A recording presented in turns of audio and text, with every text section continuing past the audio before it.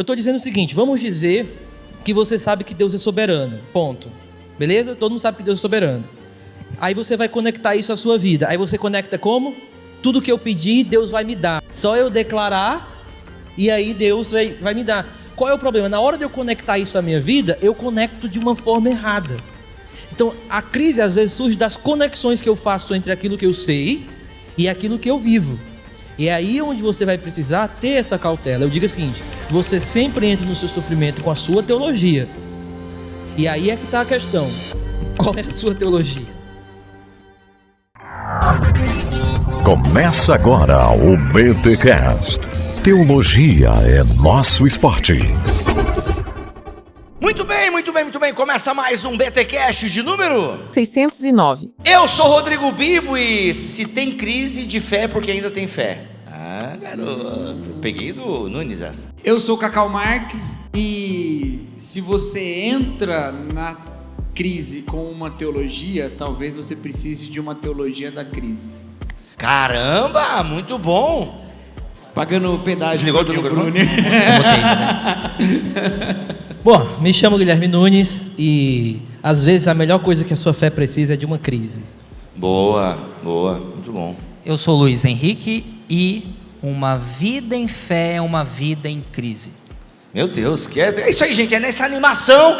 Rompendo em fé, minha vida se Eu pensei em cantar o do Solta teu poder, rompendo em fé. Só a igreja. É meio Doutor Estranho essa música, né? Eu gosto. Tu gosta dessa? Eu passo pano. Essa música... ousadia mover o sobrenatural é meio estranho, mas eu passo pano. É, o mover o sobrenatural é meio embaçado essa, gosto, assim, eu essa gosto, parte, eu gosto. gente. Não, É meio mas Doutor Estranho, entendeu? é uma injeção de ânimo, assim, cara. Essa tu rompendo em fé. Muito bom. Estamos ao vivo no BTD aqui em Belém do Pará e a galera curtiu o evento? Sensacional. Sempre que tiver um BTD, faça um esforço relacional para estar com a gente, porque tem palestras e as palestras que você não viu porque não veio, estão agora no nosso canal e a gente fecha com o BTcast gravado ao vivo. E aqui nós temos, eu quero pedir um resuminho, Cacau, da sua palestra num Threads, num Story. Como você resumiria a sua palestra que você deu aqui e o pessoal encontra a sua palestra aqui no nosso canal? Vamos lá. Vou colocar a frase lá que jogaram no story aí. É melhor estar com Deus no vale da sombra da morte do que estar sem Ele em qualquer outro lugar. Boa. Qual é a frase de Lutero, galera? Muito boa essa frase. Nunes, qual que é a frase do Lutero? Que um castelo sem Deus é uma masmorra e uma masmorra sem... É um castelo. Tem uma frase de Lutero que é uma variação dessa. Castelo forte é nosso Deus, espada e bom escudo. Boa. Muito bom. E vamos lá, você, Luiz Henrique, vulgo Felipe, como vulgo você... Ele é o Mickey da teologia. Misca, musca. Vamos lá. Só os pais riram aqui. Só os pais. Só os pais riram. Vamos lá, num story, não history, como você fala errado. Nossa, meu inglês é horrível. Qual que é... Como é que foi a sua palavra? E um tweet. E um tweet. E um tweet. Como o Apocalipse pode nos auxiliar a passar pelas crises, né? Ou a lidar com as crises. Muitos crentes vão sumir sem deixar explicação, carros vão desgovernar e perder a direção. Eu só sabia dessa parte só. Vamos lá. Você, Guilherme Nunes, né? a grande pergunta é: onde comprou essa bota? Mentira. Qual é, resuma... O que foi? É IPI. Onde você resume a sua palestra num story? Em toda aprovação existirão tentações. E a aprovação não é desculpa para ceder à tentação. Sensacional. Galera, todas as palestras você encontra aqui no nosso canal. Vamos lá, gente. Então a gente recebeu perguntas aqui com base nas pregações de vocês. Eu quero começar então fazendo algumas perguntas. E é o seguinte... É uma pergunta que a gente respondeu quando gravamos o primeiro episódio, e eu acho legal que ela sempre volta, porque isso testifica que é uma pergunta óbvia que precisa ser dita e respondida. Como identificar crise de fé? Tipo, o que é uma crise de fé, né? Quais sinais apontam para uma crise de fé? Alguém quer começar a arriscar? Tim Keller fala que a crise de fé é um sistema de crenças alternativo. Então é quando o seu sistema de crenças é desafiado por um outro sistema de crenças.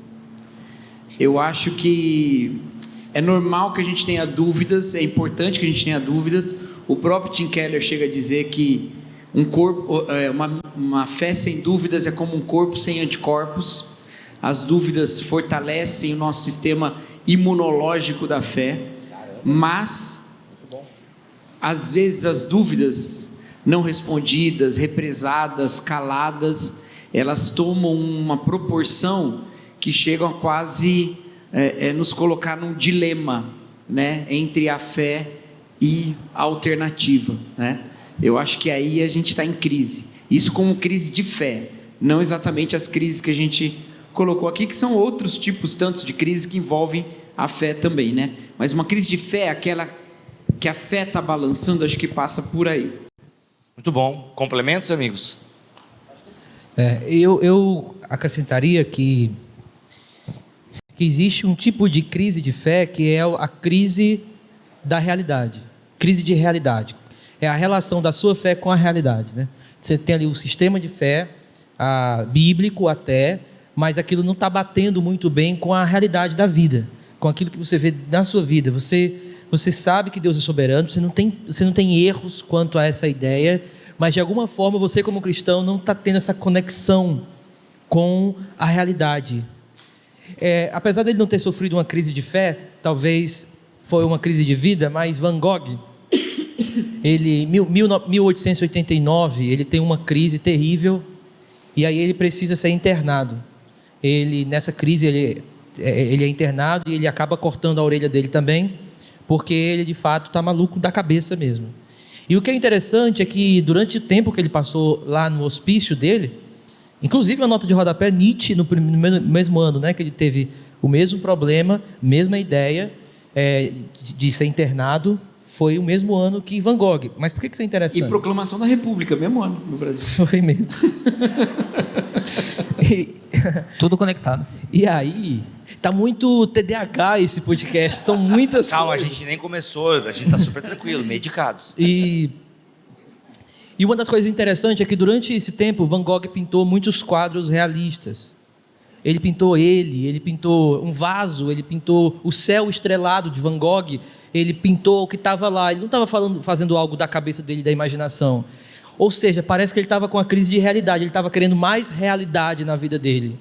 Era uma crise. Então, às vezes, o cristão está faltando isso, está faltando... A crise que ele vai ter eu não sei como é que eu conecto, não está conectando a minha fé com a minha vida, com a realidade, com aquilo que eu vivo. E essa falta de conexão faz com que o esfriamento da fé surja. Então, a pessoa acaba ficando com a fé fria, porque de alguma forma ele não consegue conectar aquilo dele à vida. Ô Nunes, e nesse sentido, uma teologia ruim pode gerar muitas crises de fé, porque a pessoa aprende uma visão de mundo ou uma fé que realmente vai colocar ela numa conexão com um mundo que não é real, ou seja, uma fé muito, às vezes, eu não queria usar a palavra mística, porque mística é uma palavra muito, mas sabe assim, uma fé esotérica às vezes? Sim. Você pode colocar até legalista. Uma fé legalista. Porque o legalismo ele não vai abrir espaço para determinadas perguntas que surgem em determinadas crises. E é importante entender o ferramental da pergunta dentro de nós, diante de umas crises que nós passamos em vida. É necessário ser honesto, é necessário ser honesto como Jó.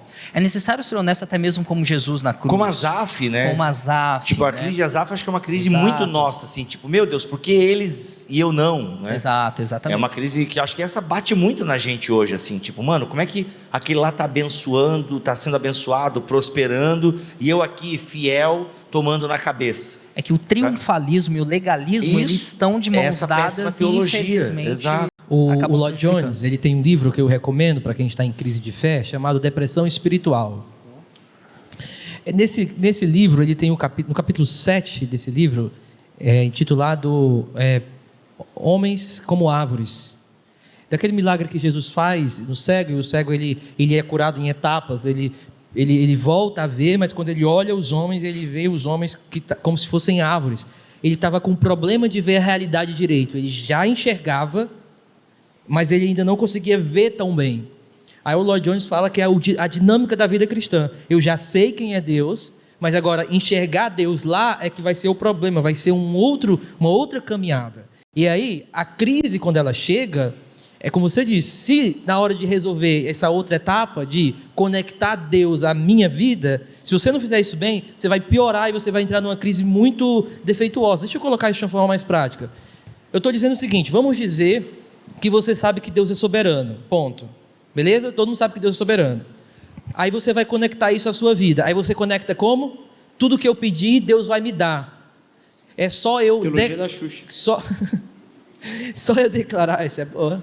Só eu declarar e aí Deus vai me dar. Qual é o problema? Na hora de eu conectar isso à minha vida, eu conecto de uma forma errada. Então, a crise às vezes surge das conexões que eu faço entre aquilo que eu sei e aquilo que eu vivo. E é aí onde você vai precisar ter essa cautela. Eu digo o seguinte, você sempre entra no seu sofrimento com a sua teologia. E aí é que está a questão. Qual é a sua teologia? Porque dependendo da sua teologia, você vai piorar o seu sofrimento. Você vai piorar as suas crises. Crises podem ser pioradas dependendo de como você pensa sobre Deus e tudo mais. Aí, eu acho que posso conectar com a outra pergunta aqui, que inclusive é um tema que nós gravamos nessa segunda-feira. Foi muito bom ver vocês 2 vezes na semana, que privilégio. Mas eu acho que a gente cabe aqui agora nesse podcast, que é o seguinte, eu vou ler na íntegra a pergunta da pessoa. Minha pergunta parte da impressão de que muitas pessoas entendem escatologia como crise. E no bojo, quem fala bojo, gente? E no bojo dessa... Deixa o menina, alguém... Sai daí, Guilda, para. E no bojo dessa impressão, é inevitável pensar na guerra entre Israel e Hamas. Vai vendo, olha a teologia aqui, Israel, guerra, escatologia, vai pegando. Por exemplo, o que mexe com o imaginário escatológico do movimento evangelical? Que a ChatGPT rolou forte aqui nessa pergunta. Mentira, não estou duvidando. É porque tem até uns itálicos aqui. Se tem erro de português, então não é o GPT. Diante de escolas escatológicas conflitantes, em um momento marcado por diferentes crises como a que vivemos hoje, como cultivar a fé e uma esperança escatológica mais biblicamente orientada em meio à violência e morte que temos visto em Gaza? Uma alegria ter todos vocês em Belém. Ou seja, eu queria pegar um núcleo aqui da pergunta, que eu acho que é uma boa pergunta, no sentido de como que a escatologia é uma escatologia talvez mais bíblica ou menos maluca, ela nos ajuda a ter esperança, que eu acho que respinga um pouco na sua palestra, Luiz. Mas o que talvez, e aqui é só uma exegese que eu estou fazendo da pergunta, eu não sei quem fez a pergunta, então não é um julgamento, mas o fato da pessoa colocar Gaza, Israel aqui, me acende aquela red flag, assim, de como Israel, o relógio de Deus no mundo e tal, o que eu acho uma teologia ruim. Eu acho que todos nós aqui concordamos com isso, né? O que pode gerar inclusive uma crise por conta dessa teologia ruim de usar Israel como o relógio escatológico de Deus. Deixa eu puxar aqui então. Puxa, vai. Escatologia é crise. Escatologia é crise. Tá. É crise entre o mundo como é e o mundo como será, ou o mundo como é e o mundo como deveria ser. É um conflito. Para aqueles que estavam em crise, para quem João escreve, que o Luiz destacou na palavra dele, vem uma mensagem de uma vitória impensável, de uma justiça que ainda não era vista, mas que era crida, certo? E que é crise suficiente para nos romper com a injustiça vigente. A escatologia ela é crise porque ela nos balança sobre a maldade presente e nos deixa inconformados a ela, porque ela não é eternidade, ela vai acabar. A eternidade é a que vem. Então essa crise, esse conflito, ela existe. Escatologia é crise. A questão é que nessa escatologia de jornal que o Gutierrez sempre fala, que é essa questão bem panfletária mesmo, de você ficar identificando tudo quanto é lugar, né? O Elon Musk é besta, o QR Code é a marca, o Hamas é, sei lá, o cavaleiro, não sei, cada fica identificando as coisas. A gente não tem compromisso nenhum com a justiça. Pelo contrário, a gente fica absurdamente apegado a um mundo que é um mundo presente, sabe? A gente se apavora, a gente fala isso sempre no BT Papo, a gente se apavora diante do Apocalipse, porque a gente ama demais o mundo que está passando. A nossa crise com o Apocalipse é esse. A gente não quer a crise porque a gente quer o conforto desse mundo. Entendeu? Se você pensa, o que eu vou ter no céu? Você pensa o que a elite tem no mundo hoje. É isso que você quer no céu. Você quer poder ir para todos os lugares. No céu tem que ter praia. Claro, porque a elite tem praia. No céu tem que ter Coca-Cola, porque na abundância tem Coca-Cola. Eu falava isso antigamente, que no céu tinha Coca-Cola. No céu tem que ter todas as comidas. Claro, porque quem tem dinheiro come tudo. No céu, a gente fica botando tudo, que a gente acha que o céu é o que a elite tem no dia de hoje. Então a gente só está amando o mundo que existe hoje. A gente só está amando, a gente só quer chegar onde já se chegou hoje. Agora, quando a gente combate a injustiça, que faz com que essas coisas sejam privadas, que pessoas sejam privadas disso, que pessoas morram enquanto outros não morrem, né? E todas essas questões, quando a gente olha o mundo com esse olhar crítico, crise, a gente tem o verdadeiro impacto, sabe? Então, assim, numa guerra como essa, afinal de contas, quem está do lado do reino de Deus, que vem do céu, da Nova Jerusalém, Israel ou Hamas? Quem está do lado quem está do lado do reino de Deus é a vida. Quem está do lado do reino de Deus é a paz, porque é um reino de paz. E é a justiça, que a injustiça não pode ser mantida. A gente se perde muito nesses debates do tempo presente, achando que nisso está contido toda a realidade. E o que o Apocalipse nos diz é que tem uma realidade mais densa que está rompendo esse mundo falso, né? Então, sim, escatologia é crise. E a gente tem que abraçar essa crise e viver de maneira crítica. Eu acho que é por aí. Eu acho que um complemento ao que o Cacau disse é que, para nós falarmos de hermenêutica, da arte de interpretar a Bíblia, de ler corretamente o texto bíblico, principalmente no livro de Apocalipse, nós não precisamos de mais uma vertente saudável de Apocalipse. Nós precisamos limpar realmente o nosso óculos. É passar um paninho, é jogar aquele spray, é retirar impurezas que nos levam a considerar o tempo presente como regulador daquilo que foi escrito no primeiro século. E aí, a partir disso, quando a gente tira tudo isso, o que sobra? Cristo, Jesus. Caso você observe, inclusive, e pegue, se o Apocalipse fosse um pano molhado, e você espremesse, só ia ter suco de Jesus. Por que isso é importante? Porque Apocalipse... Sangue, né, mano? Morre muita gente no Apocalipse. Um sangue misturado com suco. Tá bom. Tá bom. Mas o suco de Jesus é sangue, né? Se levarmos em consideração. Não foi tão bom, mas tá bom. Ok, a galera não gostou. Okay.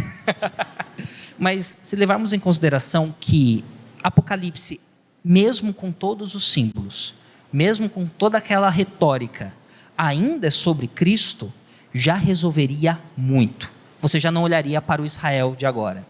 Você já não olharia para a Gaza.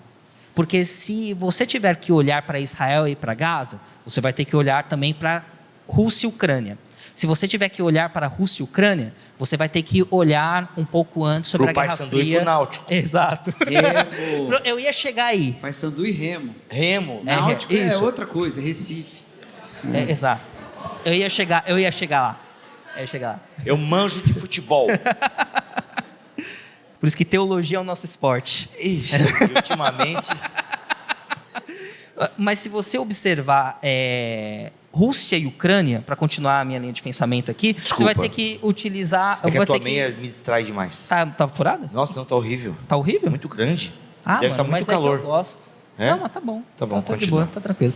E você teria que observar, por exemplo, as tensões políticas entre a União Soviética e os Estados Unidos. Se você tiver que observar cada conflito, você vai parar onde? E retrocedendo isso? No primeiro século.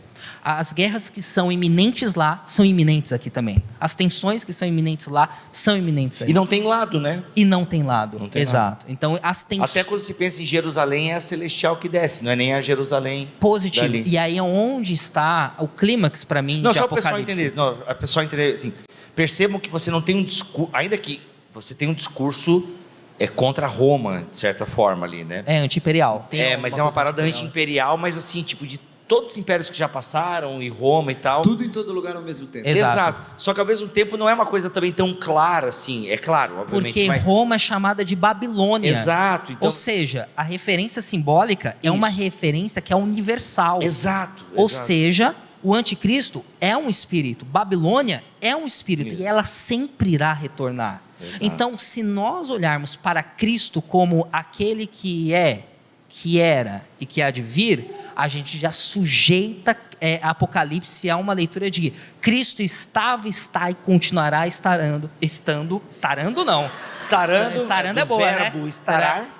Pô, ia ser uma catchphrase maravilhosa. Ia gerar um negócio. Vai ser a thumb do episódio. Estando em nosso meio. Muito então, limpe a sua hermenêutica e reconstrua com autores que realmente se preocupam com isso. Né? Bom, quando falou da crise eu entendi como guerra, né? Tendo uma guerra ali no Israel e ali por ali.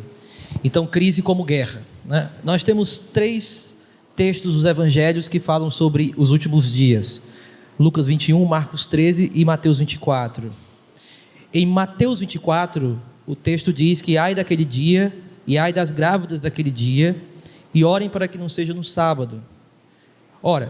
Ore para que não seja no sábado, cuidado, ai das grávidas. Então isso só pode ser na região de Israel, por conta do Shabat e por conta de outras coisas.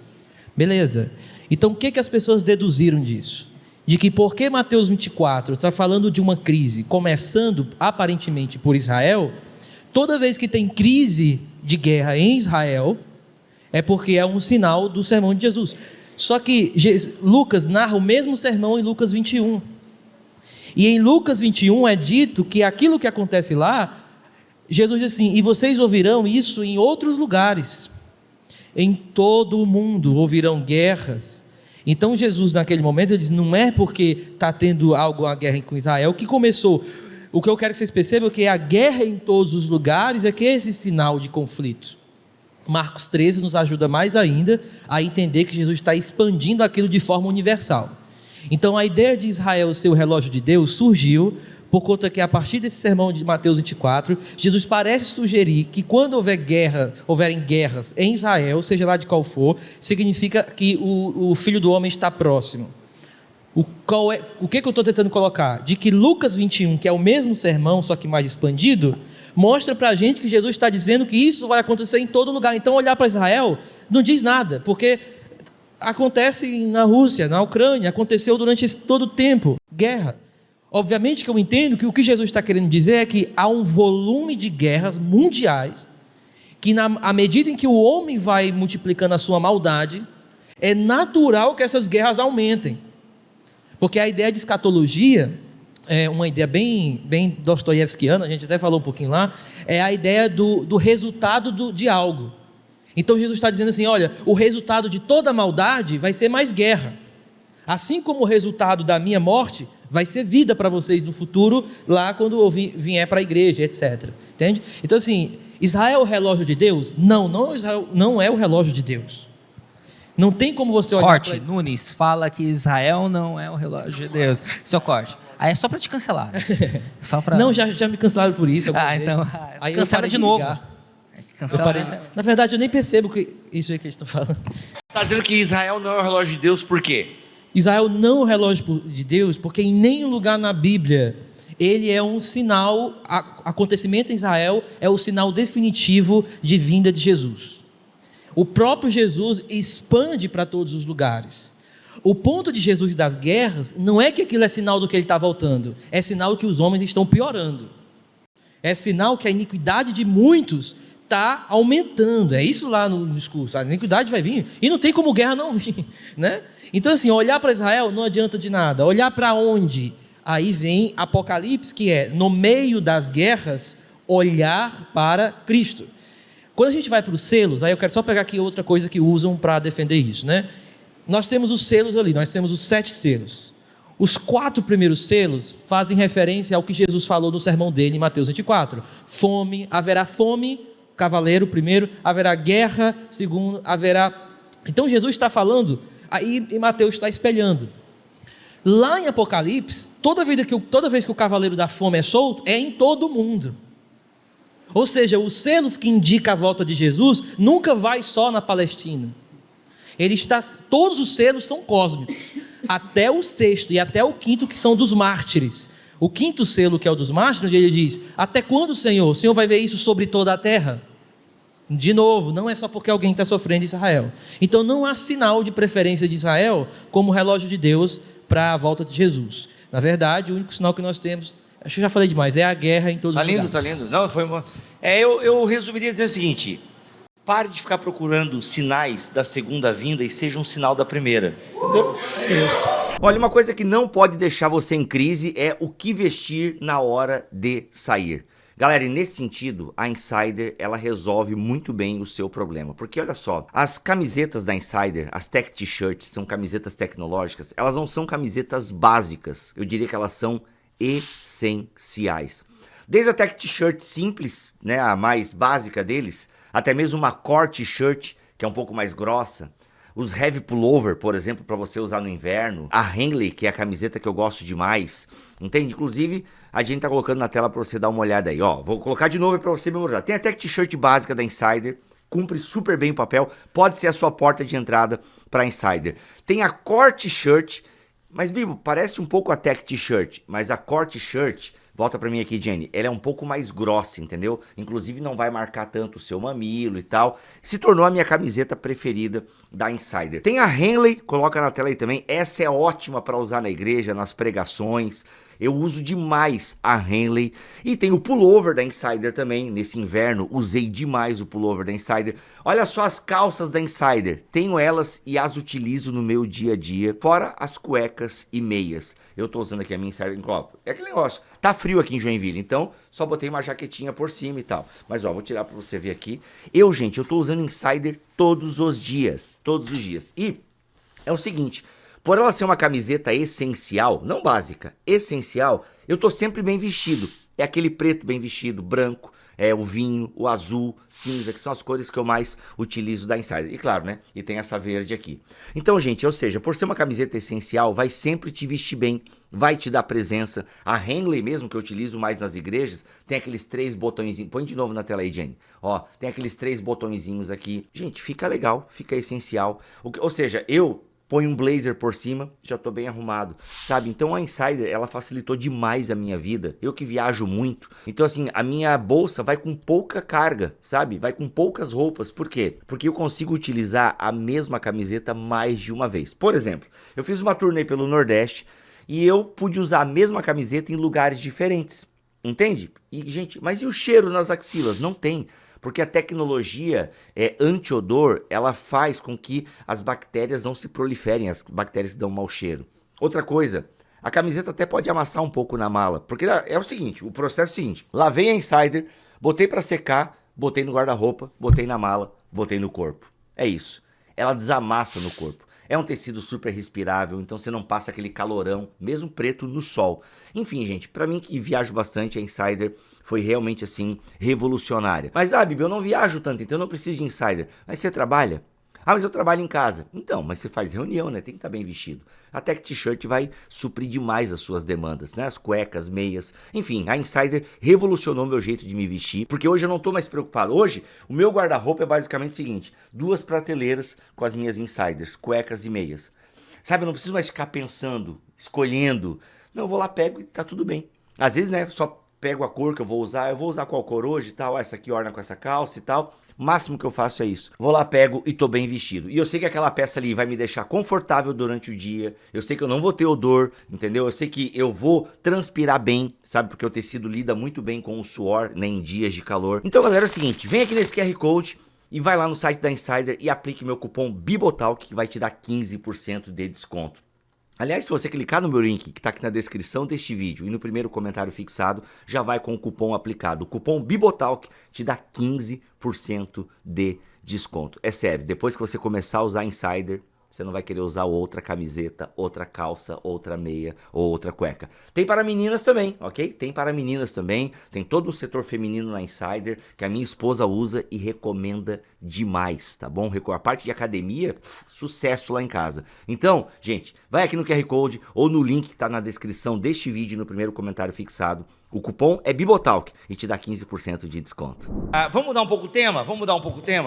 Vamos lá, a gente já respondeu essa pergunta em algum momento, em algum BTcast com o Igor. É muito podcast, gente. É mais de 600. Tem resposta para quase todas as perguntas. Exato, Mas eu acho legal trazer, mas cabe muito bem agora, neste episódio. Então vai. Que diz o seguinte: vamos lá. Em meio aos tempos de crise, como é o ato do lamento? Onde entra o lamento nos tempos de crise? E como discernir o ato de lamentar para não murmurarmos contra o Senhor? Basicamente murmurar, lamentar, qual é a diferença? Porque eu estou diante dessa parada, estou sufocado por essa situação, e falo algumas coisas para Deus, e aí eu não sei se eu estou murmurando, se eu estou lamentando, entende? E aí? O sexto sola, né? Só lamento. Ai, meu Deus, adoro. Não, tu não vai falar de novo, Nunes. Não, tu já falou demais. Mentira, a gente ama.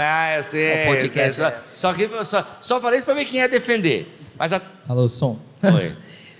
O lamento é sobre as circunstâncias. A murmuração é sobre o caráter de Deus. Explica. Então, na murmuração você diz: Deus, o Senhor é mau.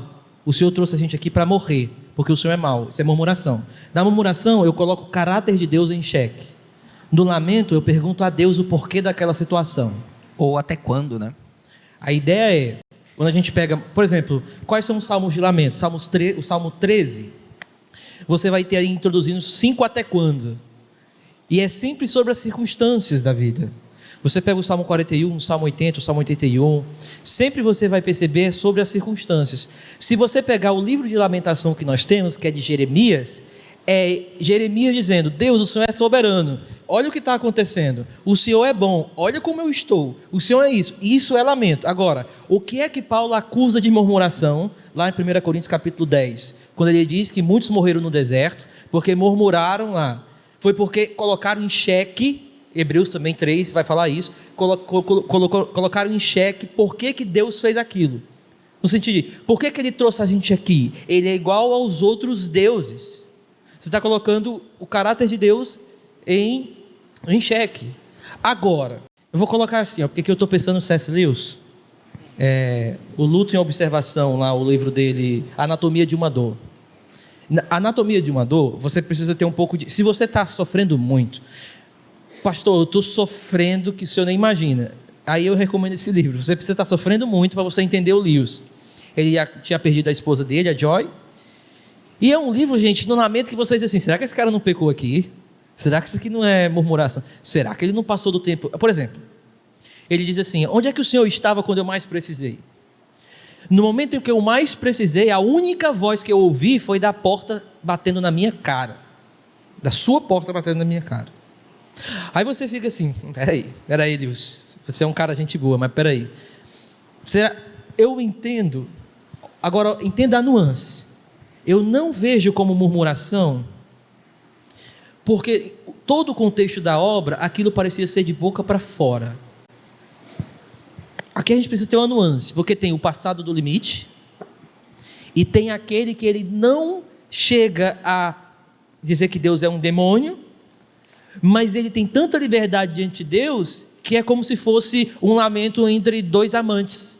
Eu precisava de você, você não ligou para mim, mas quando você está falando isso para uma pessoa que você sabe que ama você está dizendo: eu queria muito você aqui. A linguagem é meio assim, difícil de lidar nesse sentido, porque às vezes eu digo: o Senhor me abandonou, eu estou dizendo, tudo o que eu precisava era do Senhor, e eu não estou sentindo isso. Eu não estou dizendo que o Senhor é aquele que abandona filhos, eu estou dizendo como eu me sinto nesse momento. Então, por isso que eu entendo que é também um pouquinho complexo de entender, mas se eu fosse resumir de forma geral, seria lamento e circunstâncias, murmuração geralmente o caráter de Deus. O N.T. Wright fala que o lamento é a postura do cristão quando não se tem respostas.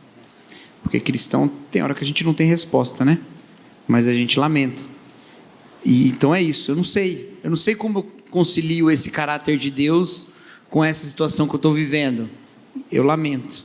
E Deus acolhe esse lamento. Né? O Tim Keller também falando sobre Jó, ele fala que os amigos de Jó falam um monte de verdades lá, verdades genéricas, né? Deus julga o pecado, Deus ama o justo, né? Um monte de verdades genéricas, mas que não são verdades específicas, porque não estavam na situação de Jó.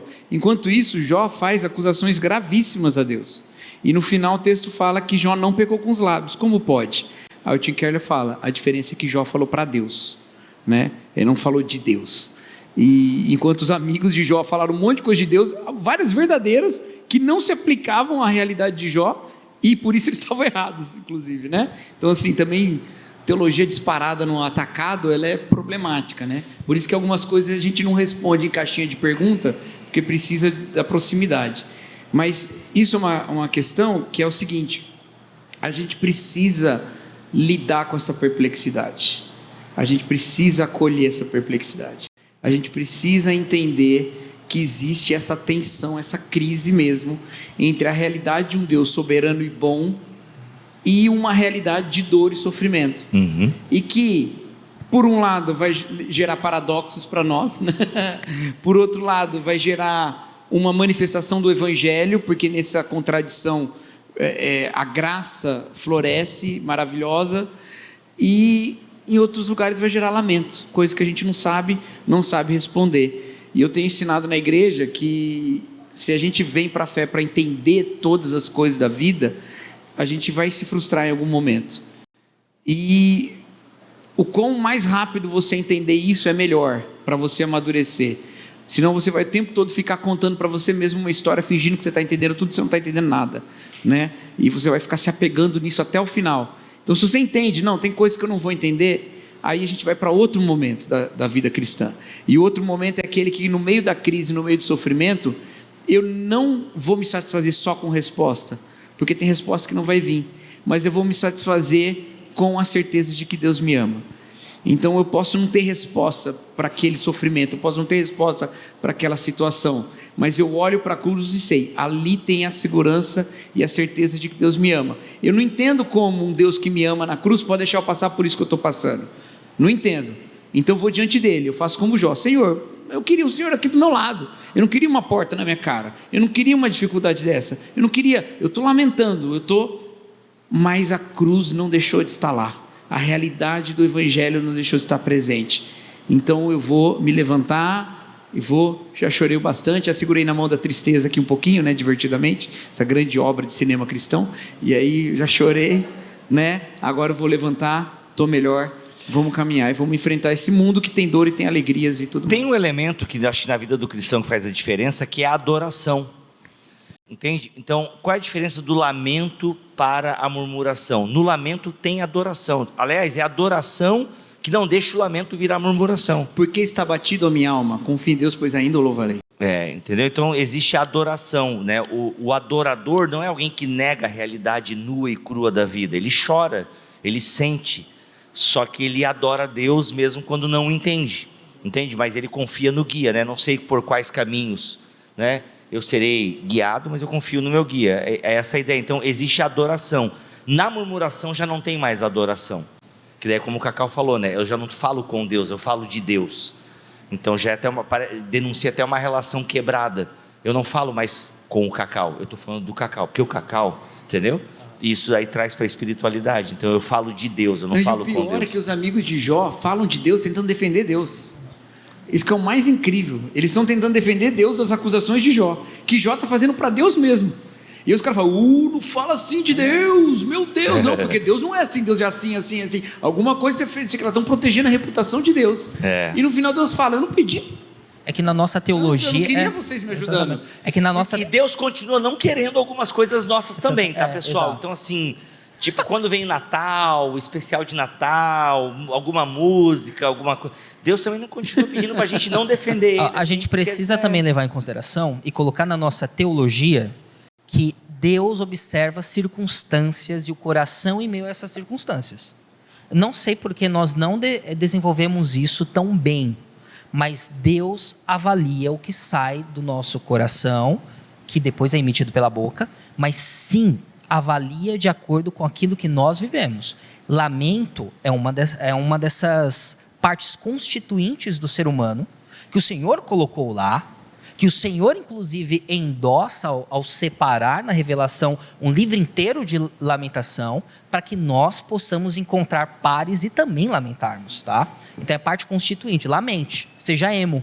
Eu sempre indico Fresno para o pessoal. Eu acho que não tem como, eu acho que a gente vai perder uma grande oportunidade se a gente não puxar nesse assunto o que o Gui falou no início, né? Que se a crise de fé tem a ver com esse conflito com a realidade, o lamento é o contrário. é assumir a realidade. E esse conflito entre a realidade e a minha própria compreensão, né? Ela é uma afirmação, essa é uma realidade, eu não entendi ainda, mas a realidade é essa, eu estou sofrendo, e a realidade é essa, Deus é bom, ou não é? Aí a gente vai caminhar nessa caminhada, e aí a gente ajuda um ao outro. Às vezes eu tenho que falar para conselheiros cristãos, ou coisa do tipo, e eu falo para eles, o que a gente faz como gente que aconselha, né? Como pastores, como conselheiros bíblicos, como gente que discipula, tal. O que a gente faz? A gente só faz uma coisa, a gente dá contexto espiritual para as vidas das pessoas, entendeu? Nós todos somos almas sem contexto, nós todos somos pessoas com potencialidades espirituais de um relacionamento com Deus, separados dessa realidade. Então a gente está o tempo todo tentando se encontrar. E aí o que aquele que conhece a palavra de Deus faz? Dá contexto espiritual para aquela alma. Entendeu? Eu não sou o cara que vou resolver seu problema de depressão, eu não sou psicólogo. Eu não sou o cara que vou resolver seu problema vocacional, onde que você deve investir aí para fazer seu vestibular. Eu não sou orientador vocacional, não sou coach, não sou nada disso. E eu às vezes nem tô nem aí para isso, né, como pastor. A única coisa que eu posso te oferecer é a proclamação do Evangelho, que é a boa notícia sobre quem Deus é e o que Ele está fazendo no mundo. E isso dá contexto para a nossa vida. Ou seja, eu consigo pensar muito bem as implicações financeiras da minha decisão. Eu consigo muito bem pensar as minhas condições de saúde que me levam a essa posição e a esse tipo de disposição mental diante dos problemas da minha vida. Tudo isso, legal. Agora, como isso toca a realidade espiritual da minha vida? Essa é uma questão que só a gente que conhece a palavra de Deus pode oferecer. O resto, tanta gente pode oferecer de qualquer maneira e vai ajudar, e é muito bom que ofereça, mas a gente também oferece esse aspecto espiritual. E colocar isso e ajudar a pessoa na caminhada de resolver esse problema é graça. Gente, a gente tem que aprender muito com Ruth, muito, muito. Porque Ruth conheceu Noemi, amou Noemi. Rutinha. Aquela pessoa agradável. Noemi significa isso, né? Doce, agradável. Aquela pessoa agradável que era Noemi. Tão agradável que as noras não queriam abandoná-la. Gente, por favor, pensa bem. Que tipo de pessoa que cativou as noras, né? Elas não queriam abandoná-la. Ruth não a abandona. Quando chega lá na terra, Noemi fala, não me chama de Noemi, me chama de Mara. Porque eu fiquei amargo, porque o Senhor foi contra mim. E o que Ruth faz? Não fala assim de Deus. Ruth faz isso? Misericórdia. Ruth fica do lado dela, porque Ruth sabe quem Noemi é. Ruth sabe que Noemi não é Mara, ela é Noemi. Ela está sendo Mara agora, mas ela é Noemi. E ela fica lá como um testemunho de quem ela é, até ela voltar a ser quem ela é. E ela fica ali. E aí? E aí que ela volta. Não é? E que ela volta. A gente precisa ter essa paciência. A gente desespera, faz igual os amigos de Jó, quer defender Deus das acusações. Outro dia eu cheguei numa família em luto e falei assim, olha, qual que é a questão aqui, né? Porque a pessoa estava com uma crise doutrinária. Não, porque eu não consigo entender como que Deus deixou isso acontecer. Tem tanta gente ruim aí que não morre, e o meu marido que morreu, não sei o que lá. O Tim Keller, quando morreu, me abalou. Aí eu falei assim para essa pessoa, falei, olha, se você quiser falar isso para Deus, pode falar que Ele aguenta. Ele aguenta, pode falar. Agora, a gente está aqui o tempo todo para depois você lembrar que Deus não é só isso. Entendeu? Você pode falar, Senhor, eu não entendo, não sei. E para lembrar também quem você é, porque a gente está aqui com você. Entendeu? Então essa paciência, essa certeza de que Deus lida com essas questões, Ele está pronto para a nossa perplexidade. E não tem medo de ficar perplexo, de lamentar, entendeu? Agora quem falou demais foi eu, desculpa. Tem ótimas perguntas aqui, que a gente grava um BT Papo ou alguma coisa assim. Vamos encerrar? Mais uma, vai. Mais uma? Eu sou sempre que puxa mais uma. O Cacau é inimigo do fim, gente, é impressionante. Cara, boa essa pergunta aqui. Boa. Muito boas perguntas, obrigado, gente. Vocês são uma plateia diferenciada. Uma palma para vocês, só uma. Boa. Qual o nosso papel, Nunes? Essa é para você. Para tudo dar aquele fechamento, Nunes. Assim, ó, expectativas foram criadas agora. Qual o nosso papel em relação à crise espiritual na igreja local? Olha só, o sujeito percebe uma crise na igreja local, não sei qual, ele não colocou aqui. Às vezes é difícil lidar com o que parece ser nadar contra a maré. Vou nadar e morrer na beira da praia. Mas entendeu, Gui? Tem uma crise rolando na igreja, pode ser doutrinária, pode ser financeira, pode ser moral, pode ser, enfim, ninguém aguenta mais worship, é uma crise. Aí a pessoa, tipo, mano, como é que eu faço? Percebi essa crise, será que só eu percebi? Tem mais pessoas, o que a gente faz? Sai, monta uma igreja, tenta mudar, como é que funciona? Bom, é difícil porque... Obrigado, gente, foi mais um BTD. Tô zoando, mano, desculpa. Não, pois é difícil. É complicado, podia ter terminado mesmo, mas é... Complicado isso aí, cara. É complicado. Vai depender muito do seu lugar dentro da igreja. De forma geral, uma igreja em crise, ela, em primeiro lugar, precisa voltar para o evangelho e para as bases e fazer aquela revisão de novo e de novo. Por exemplo, a igreja de Corinto, Paulo vai falar em 1 Coríntios, a gente tem 10 crises ali acontecendo. A igreja de Corinto, 10. Nós temos 10 assuntos que Paulo trata e são 10 crises que você percebe que vão surgindo em todas as igrejas do mundo a partir de Corinto. Corinto conseguiu juntar as 10. Abriu franquia. Peraí. As crises juntos. Não, eu sei o problema. E ele separa o capítulo 1, 2, 3 e 4 para falar do evangelho da cruz. E o que é interessante é que durante uma crise que você quer voltar para o evangelho, tem gente que vai dizer que para que isso não importa, esse não é o problema. E você, dependendo da sua posição dentro da igreja, de novo, vai ser sempre o cara que vai voltar tudo para o evangelho de novo, de novo, de novo. Então, assim, de forma geral, a gente trata a crise voltando para o evangelho e aplicando o evangelho. Isso de uma forma bem geral. Agora, se você é uma pessoa que não faz parte daqueles que pregam o evangelho dentro da igreja, eu acho que você pode fazer 3 coisas, ser instrumento de 3 coisas, que eu falei durante a minha pregação. Primeiro, durante crises, as pessoas costumam ficar muito sem paciência. Seja um instrumento de paciência. O que significa? O pastor fez isso. Irmão, calma. Não, mas ele não pregou aquilo outro, ele não prega aquilo. Tá, mas calma aí, o que a gente vai fazer? Tenha paciência com o seu pastor. Ele não é o John Piper, ele não é o Dr. Augusto Nicodemos, não é Rodrigo Bibo, não é. Ele é o seu pastor, que Deus te deu. Você não pode amar a igreja idealista da sua mente. Você tem que amar a igreja que Deus te deu. Você não pode amar o pastor que você quer na sua mente. Você tem que amar o pastor que Deus te deu. Isso é amor. Então, a primeira coisa, seja um instrumento de paciência. Enquanto outros vão ser impacientes, seja paciente. Eu digo isso porque teve igrejas que eu fui fazer revitalização e a primeira coisa que eu falava para os meus líderes eu dou uns 10 anos para a gente ajeitar essa igreja aí. E ele disse, pastor, mas não é muito não. Eu botei por baixo, tu ainda está querendo mais? Por quê? Porque mudar vidas leva tempo. Mudar gente é complicado, sabe por quê? Porque todos nós temos uma tendência ao regresso. A gente nunca consegue ir para frente e só ficar lá. A gente tem uma tendência a voltar. E muitas vezes você precisa ter paciência com o irmão, os líderes que estão aqui me escutando, com aquela pessoa que vai lhe dar trabalho. E essa paciência precisa ser real, você precisa amar ele. Segunda coisa, um instrumento de apoio a levar outros a obedecerem a Deus. Um instrumento de ser apoio a fazer os outros a obedecerem a Deus. Como?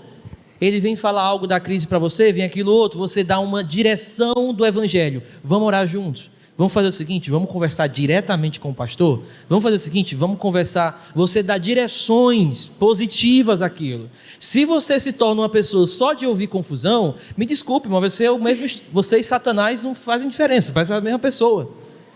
Sabe por quê? Por exemplo, na comunidade onde eu estava, algumas vezes, chegavam para mim irmãos que não me conheciam muito bem, diziam assim, pastor, eu queria falar de fulano, não sei o quê. Aí eu sempre dizia, falar de quem? Para mim, você já falou com ele? Não. Aí eu chamava fulano. Fulano! Aí disse, não, pastor, peraí. Deus. Não, amigo, se você não falou com ele, você não deve falar comigo. essa atitude de você dizer, irmão, vem cá, olha, ele quer falar com você, deixar os dois ali. Mateus 18, porque é o seguinte, Mateus 18 diz o seguinte: se você tem algo contra o seu irmão, vá até ele. Se você se coloca no meio desse vá até ele, você está sendo errado, você está fazendo com que Mateus 18 não atue na igreja. Você está ouvindo a fofoca dos outros e o outro precisa procurar logo o outro. Às vezes vai tudo para o pastor resolver. Mateus 18 não tem o nome pastor, Mateus 18 vai no teu irmão se você tem algo contra ele. Obviamente que tem todas aquelas peculiaridades dentro de uma igreja local que vão ter os seus cuidados. Mas o grande ponto é a igreja se tornar alguém que consegue ir até outros para resolver os problemas. Então vamos lá, para resumir. Seja esse instrumento de acalmar e mostrar aos outros paciência. Segundo, levar os outros a um lugar de obediência. Irmão, vamos orar mais. Irmão, por que você não conversa com ele? Por que você não vai lá conversar diretamente com o pastor? Conta lá suas mágoas e tal. Por que você não faz isso? E, por último, também é o da fala, da minha pregação, é ser uma pessoa que não só mostra os problemas da sua comunidade, mas tenta trazer também as coisas positivas para ali. Tá? Que a sua boca seja um instrumento de edificação naquele meio, porque senão fica um clima horrível, hostil, e ninguém aguenta mais ficar na comunidade. Então eu diria o seguinte: volte para o evangelho e seja o instrumento com essas três coisas assim, né? Quando você é o pastor da igreja, aí essas coisas, crises te pressionam mais, né? Então uma coisa que me ajuda muito é lembrar que eu não sou o pastor da igreja. Eu sou o pastor da igreja, mas é lembrar que eu não sou o pastor da igreja, que o pastor da igreja é Jesus, né? Então eu chego para ele e falo assim: toma teu B.O. Eu sempre lembro de Moisés lá em Números, chegando para Deus e falando assim: Senhor, por acaso o Senhor me odeia, me colocou como líder desse povo? Mas a questão, por trás da brincadeira, na verdade, o que eu quero dizer é o seguinte: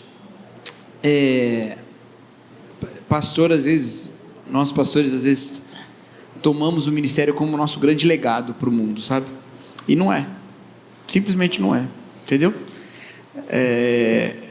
Até hoje eu estava falando no carro lá, né, que aquelas igrejas, tudo lá que Paulo plantou lá, sabe? Na Galácia, né? A igreja lá, Colossos. Ásia Menor lá, tudo hoje é Turquia, a maioria islâmica, não tem quase cristão lá naquele lugar, né?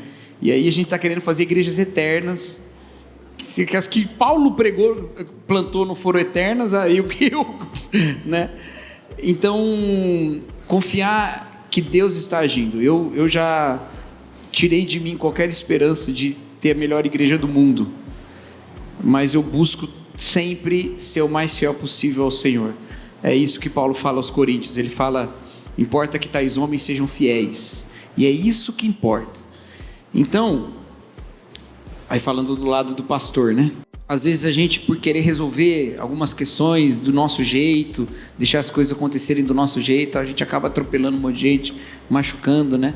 Quando o Senhor pede da gente maturidade até para perder, maturidade para ser o último a botar a sua opinião, o último porque às vezes a gente tem que ser o último mesmo. Eu acho que é um traço de maturidade você não dá piti. Quem dá piti é criança, entendeu? Criança espiritual dá piti espiritual. E a gente quer que a liderança seja sempre mais madura. E o que é ser mais maduro? É não dar piti por qualquer coisa, entendeu? Então, quando o Gui falou de ser uma voz de paz, eu pensei muito nisso, né? Que, assim, é uma característica de quem é maduro, saber que nem todo problema é o fim do mundo, entendeu? Ter esse tipo de visão, assim.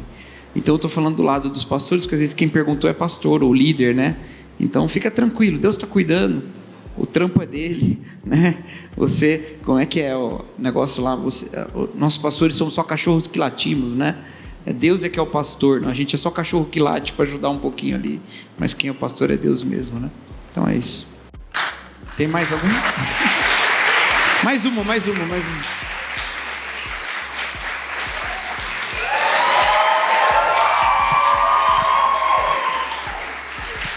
Muito bem, foi mais um BTcast gravado ao vivo aqui no BTD, que aconteceu em Belém. A galera curtiu, vocês puderam ouvir aí os aplausos. Muito obrigado, Cacau, pela sua presença aqui nos BTDs. Guilherme Nunes, Luiz Henrique, vulgo Felipe. Muito obrigado a essa igreja batista, aos pastores, equipes, missionários, líderes. Uma salva de palmas para os voluntários que nos ajudaram, nos serviram. Obrigado a todos os voluntários. Muito obrigado, gente. É isso. E Deus abençoe e até o próximo. Se Ele quiser assim permitir, fiquem todos na paz do Senhor Jesus. Valeu, gente.